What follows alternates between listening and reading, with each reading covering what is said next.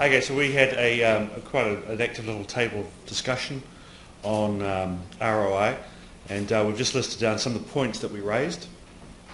You read them on here.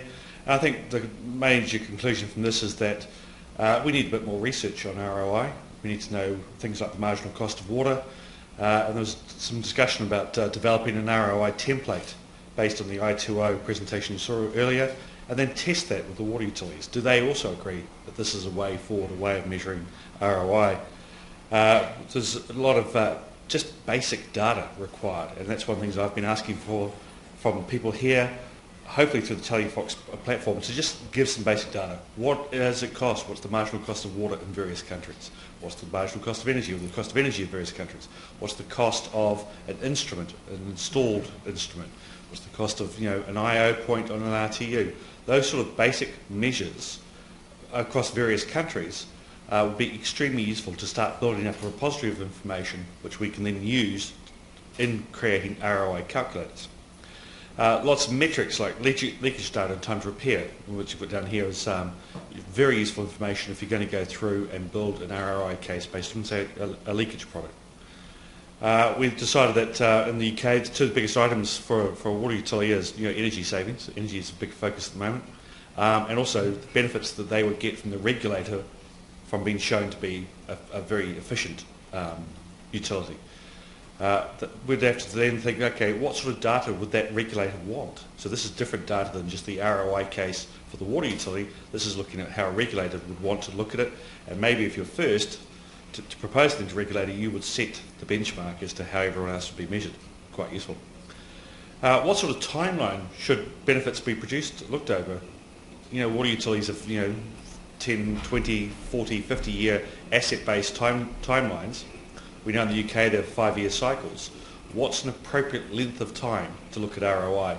Because some things in a 1-year time frame would be nice to look at, but every year is different, and it's difficult to say whether you could actually produce an ROI from 1 year and say whether it's typical or atypical. We looked at things like business case from some of the large-scale investments that have gone on. SCADA, GIS LIMS, hydraulic models and so on. Some of these very significant investments by water utilities and have quite a different basis for doing an ROI calculation. And that then brought us on to the thing, well, actually water utilities have done large-scale projects, SAP, ERP systems and so on, and obviously they're talking about major investments, 50, 100 million pounds in the UK, and how do they do their ROI calculations? And one of the things that we heard from Mark Penny, who's ex-Yorkshire Water, was that it's very much looking at the business process first, and then in the ROI calculations, making sure that they would change the process, or the process would actually then allow those benefits to be achieved. There's no point putting the system in if you're going to carry on doing things the way you've always done them. You actually have to make sure it's an end-to-end business process has been taken into account.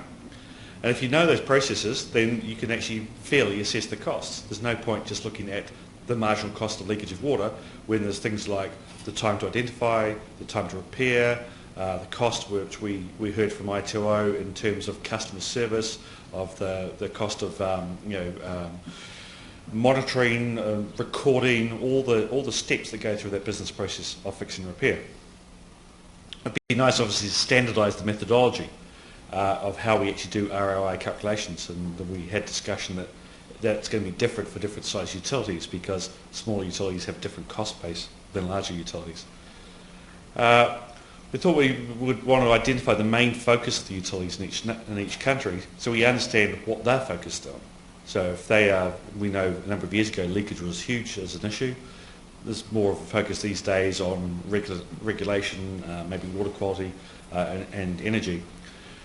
We talked a bit too about making sure we don't double count. I raised a story where I've been to utilities and said, you're the 5th person to knock on my door this month who's promised me 15 to 20% energy reductions. If I add them all up, I'll consume no energy at all. Great.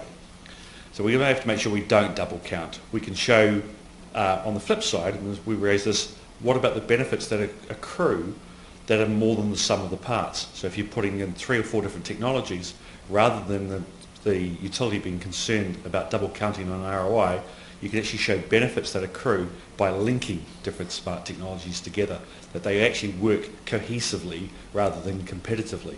And that's obviously one of the reasons we have the SWAN forum, is to try and actually build those sort of cases. So my sixth slide, I got there. Conclusions. We thought one of the things I want to do is collate case stories so far. I want to collate this sort of data, this cost information, marginal information, all these different bits of information that I've heard some of in the speeches today.